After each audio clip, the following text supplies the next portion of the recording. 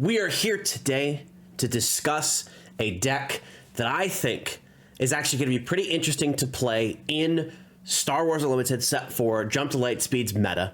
It's something that I think favors my style of gameplay a lot more than a lot of the other decks that exist. I'm sure somebody else has come up with this concept, but we are going to be looking directly at the things that I think are going to make this deck a solid deck to play, and that deck is going to be Wedge Red. Now, why Wedge? Why Red? Why some of the choices we've made? We'll talk about all of that after we go through the deck list. We'll talk about some alternates and a couple of things that I think this deck is very able to deal with in the meta, and how it's able to protect itself from some of the things that are going to be coming your way when it comes to dealing with counters to this very aggressive deck. So let's get right onto the deck list. So here it is. We have the deck list. We're going to go over the deck list and a couple of quick choices, and then we're going to go over strategies total used for some of the combos that are in the deck. So obviously we are a green-red Wedge deck. We're running Wedge as our leader. We were running Thermal Oscillator as our base, our red base. We'll talk about that in a second. We have 3 copies of Nien Nub, 3 copies of R2-D2, low-cost pilots that we can put on our ships, same as Biggs, which is also a 1-cost pilot, 3 copies of that. Our only events in the deck are 2 Heroic Sacrifices, 3 Rebel Assaults, and 3 Trench Runs. We're running attack events because we want to attack. 2 copies of Hopeful Volunteer. We'll talk about this a little bit later, but it is currently our only available Rebel 2-cost pilot. We have 3 copies of Luke Skywalker. Used to be Battlefield Marine, but this is actually much better because 1 health on the ground is almost irrelevant, but the fact that this can also go from a pilot on a ship to the ground is a very good cost-benefit decision, especially when you're going up against upgrade removal. We have 3 copies of Phoenix Squadron A-Wing and 3 copies of Red Squadron Y-Wing. Those are our 2-cost ships that we're running in the deck. I think that the Phoenix A-Wing is better than the Green A-Wing, specifically because when something attacks into the Phoenix A-Wing, it is most likely going to die back with taking 3 damage, whereas if something attacks into the Green Squadron A-Wing, they're only taking 1 damage back. Red Squadron Y-Wing has the same problem, but there's more benefits to its attack because it's dealing more damage overall than it would otherwise. We already said 3 copies of Biggs, another 1-cost pilot, 3 copies of Blue Leader, one of my favorite cards in the entire deck. It's a 3/3 ambush in space for 3, or a 5/5 ambush on the ground for 5,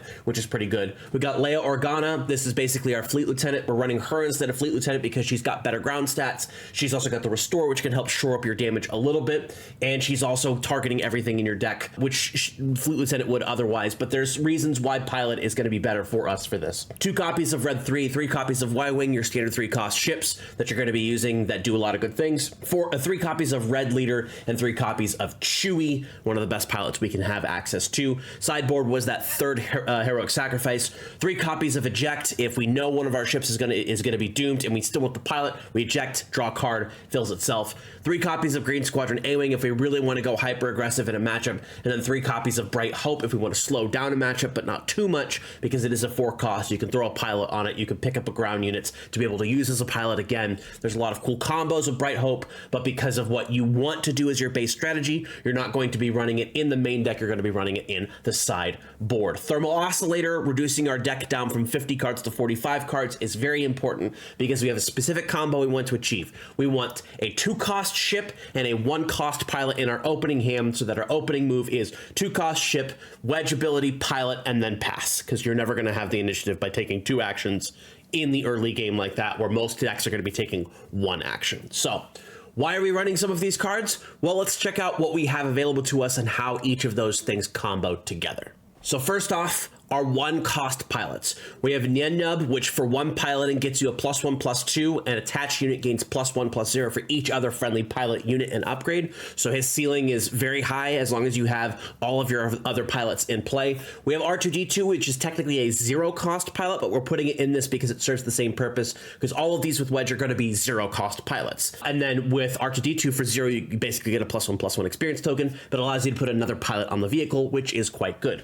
And then Biggs here is a 1 piloting cost card that gives your ship, vehicle, whatever, +2/+1. They're all ships in this deck. But if attached to a fighter, it gets Overwhelm, and if you happen to swap into your deck the Bright Hopes, you're actually giving Bright Hope a +1 health, which makes it a 4/8 which is actually quite good in space if you have the Biggs Dark Lighter pilot attached to it. So all of these are your core gameplay pilots. You're running 3 copies of each of these, so that way you make sure you have what you need in your opening hand. Anything else you don't use, it can easily be a resource. But in terms of ships that we have available to us, we have our 2-cost ships here, one of which we have set in the sideboard, but can easily be main deck. We have the Phoenix Squadron A-Wing, which is your 2-cost 3/2, Red Squadron Y-Wing, which is your 2-cost 1/3 with 3 indirect on attack, and then your 2-cost Green Squadron A-Wing, which is 1/3, which becomes a 3/3 on attack. And the idea behind this is that you want to get one of these 2-cost ships down round 1, use Wedge's ability, and then get your pilot that you had onto that to be able to increase the bonuses that your ship gets, and makes it not as easy to defeat when it comes to playing against your opponent's decks. Now, there are some caveats to this you do need to understand while playing this deck.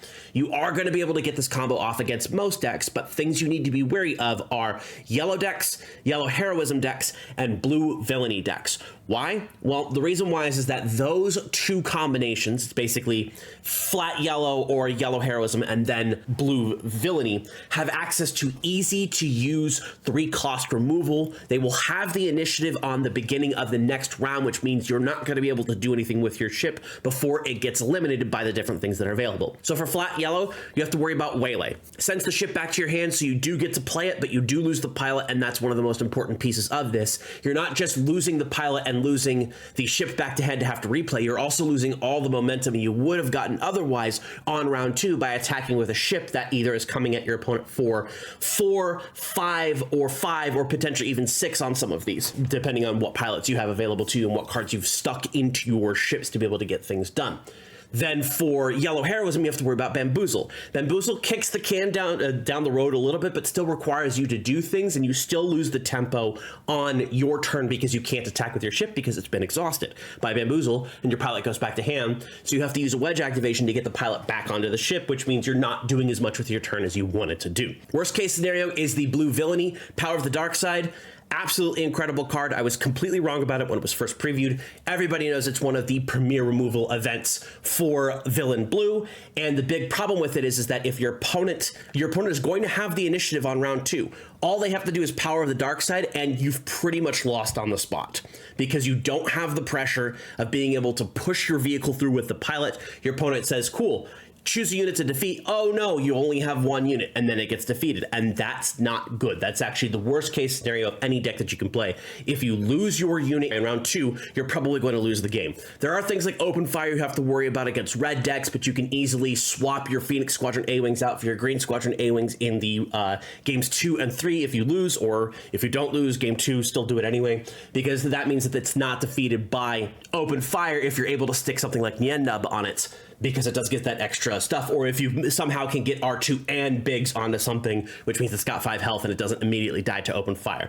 You need to worry about the removal pieces that do exist, but those first 3, Waylay, Bamboozle, and Power of the Dark Side, are going to be the ones that do the most damage to you and things that you have to worry about. Yes, your opponent is spending all of their resources in round 2 to deal with that, but that also means that you can't do anything in your round 2 other than play another card and hope that that doesn't get removed. It is something that aggro has to worry about all across the board, and you are putting a couple more eggs into your baskets than you would otherwise by having this strategy. But the benefit of this also is that you can play these as just regular ground units. It's not great. You're never really going to win the game by playing a 1-cost 1/2 or a 1-cost 1/4. You can win some games by playing a 3-cost 3/4, but your pilots are designed to be put on your ships, and that's where you want them to be. Next up, let's talk about your mid-game options. Your mid-game options are pretty much detailed here for ships, and we'll talk about pilots here in the next slide. We have Blue Leader here, which is your 3-cost 3/3 in space, or 5-cost 5/5 on the ground. Red Leader is a 4-cost, but is generally going to be a 3-cost in your deck at all times because you can have at least 1 pilot unit on the board or upgrade very easily, and then you get extra X-Wing tokens if you play a pilot to the Red Leader. We have Red 3, which gives all of your heroism units extra raid, which can be helpful, and then Wing Leader, which gives your Rebel units +2 experience tokens when you play the Wing Leader. You're probably not going to play a pilot on this, but being able to get a 2/1 on to the space arena, and then +2/+2 to any single one of your space units or even a ground unit if you have the Rebel there, is going to be very beneficial.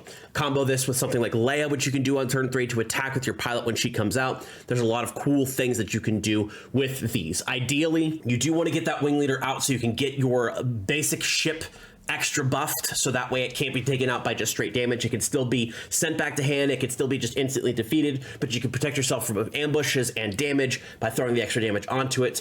Blue leader you can use to take out your opponent's ships, or basically just go, cool, I don't need to worry about anything. We're going to drop blue leader into space on 3, use Wedge ability to take one of our 1-cost pilots and put it on the blue leader, and then we're in a good position. That's basically the same thing with red 3. The best case scenario is red leader, if you can do that, where you have your 2-cost ship with a pilot already, you drop red leader for 3, and then you drop a 1 or 0-cost pilot utilizing Wedge's ability to get the extra X-Wing token, and you can go pretty wide with these strategies. But in terms of pilots, Luke Skywalker and Chewbacca, who are both 3-cost pilots, 2 with Wedge, that do have a lot of benefits that are more than just good pilot. While Luke Skywalker is a +3/+2 for 3, 2 with Wedge's ability, he is able to go to ground as a 3/2, which allows you to have some extra benefits depending on what you do with him. If you know you can't go to space, he's at least a 2-cost 3/2 that's going to be able to put in some work for you, much like a Battlefield Marine would. But if you can get that pilot into space, even if this upgrade is defeated, he can just swap down to the ground arena and be able to do some extra damage utilizing his pilot skills and the forces with him, obviously. Then we have Chewbacca, who's both a very good pilot and a very good ground unit, because both versions of it make it so that whatever he is or he is piloting cannot be defeated and returned to hand by enemy card abilities. So on your 4-cost resource turn, you can put a 2-cost ship into space and then activate Wedge's ability to put Chewie on that ship, or even further down the line, you can go higher cost with the Chewie ability, or worst comes to worst, on 5 resources, you can play a 2-cost ship and then just drop Chewie if you need to do other things with Wedge. And it does give you a 5-cost 5/6 on the ground, or a 3-cost +3/+3 2-cost with Wedge token on upgrade token onto one of your things. That does mean that it can be more protected from removal than things otherwise would be. Chewie is actually one of the better pilots in the game. He's still expensive, and again, same thing with Luke Skywalker, but I think both of these units provide enough benefit both on the ground and in space that they're worth running and worth the risk of overpaying for your piloting cost. And that's only the case because Wedge can help reduce the cost of what you're looking at.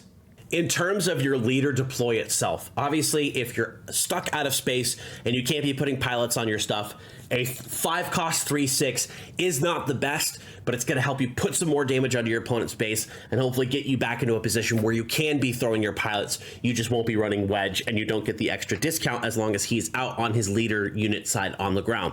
But in terms of being a space pilot or a vehicle pilot, I keep saying space because space is the only thing that matters. You all understand what I'm saying. +3/+4 to any of your vehicles for free, which is incredible. And on his attack, the next pilot card you play this phase costs 1 less, including piloting costs. So you can't reduce anything by 2, unfortunately, which would be great, but you know, it is what it is. But you do still get the ability when he attacks to be able to get your extra stuff going. And if you're going to use eject, you can attack with Wedge, be able to do something and discount the pilot, and then eject him from the vehicle if you know it's going to die. And then you still have your 3/6 leader unit on the ground if it survives to be able to do stuff in the next round. So you probably still want to continue using the +3/+4 token onto your ship, upgrade, whatever you want to call it. But it is an option that's available to you with the things that you can do. Having that +4 to your health means that your space units are going to be very survivable. Worst case scenario, throw this onto a Bright Hope, and your Bright Hope is going to be a 5/10 that your opponent's going to have a lot of trouble dealing with.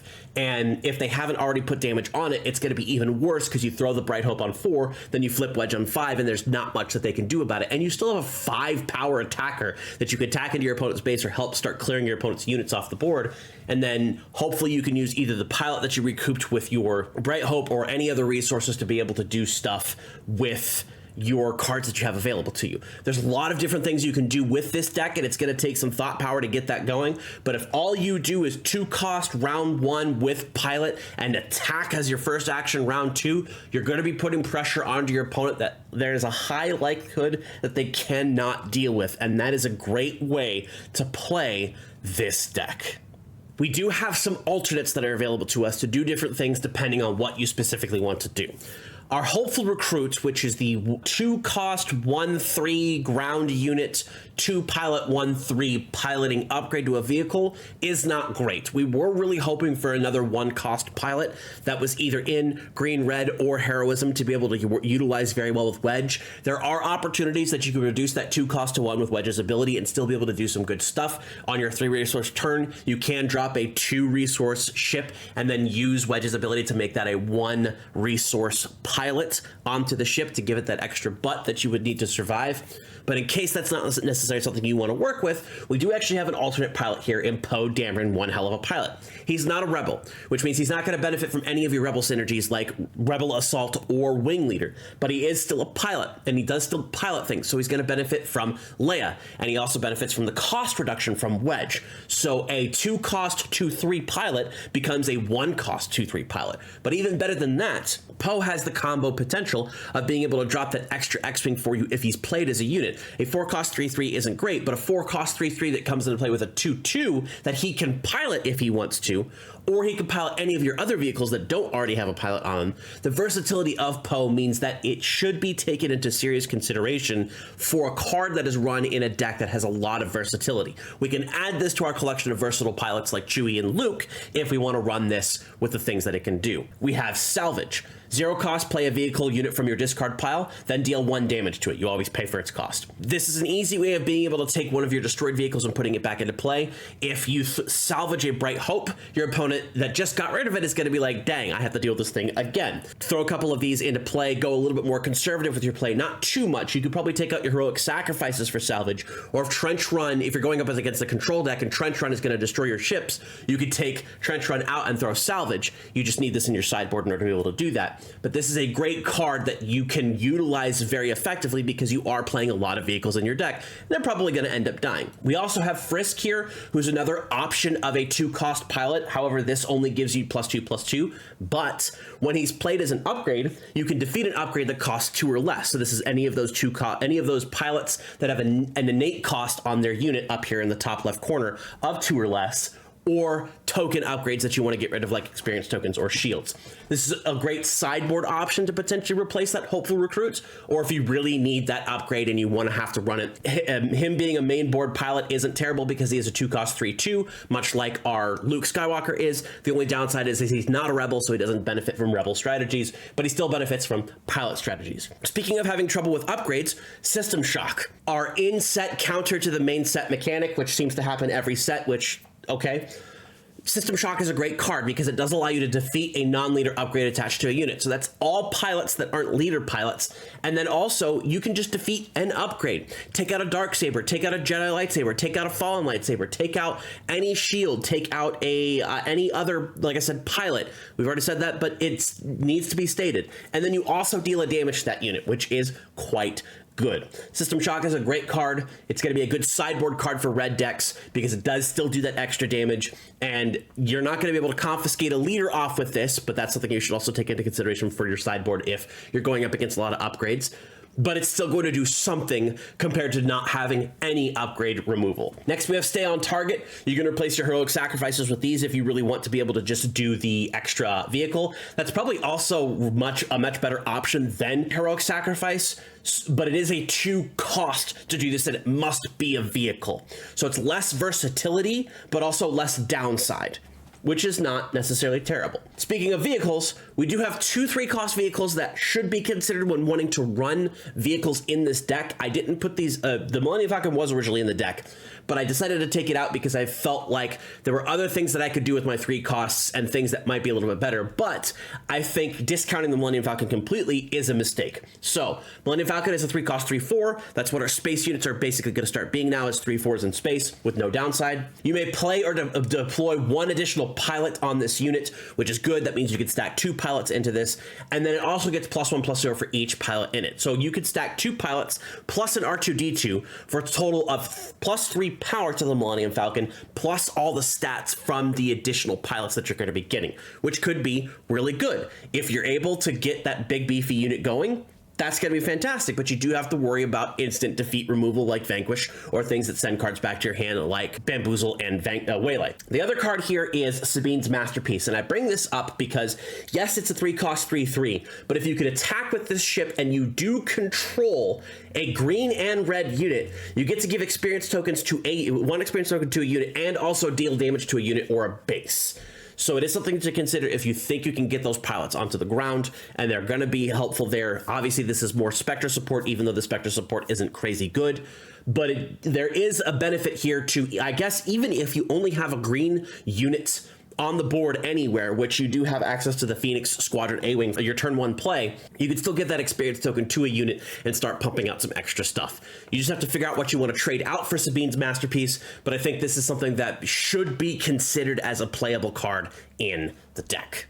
And there you have it. You've got all the information that I have so far about the deck that I'm going to be playing. I think one of the major benefits to Wedge in this set is a major benefit that happened with Sabine in set 1, in that there's not a lot of high rarity cards that you need to worry about. There are a couple of rares that are things that you're going to have to consider, but honestly, you have to consider that with any deck you're going to end up playing anyway. But ultimately, in terms of what you have available to you, you have the Chewies, which are starters, and then Heroic Sacrifices, which you can switch out for stay on targets that are rares. Nien Nub is a mandatory rare. Your base is a mandatory rare, in my opinion.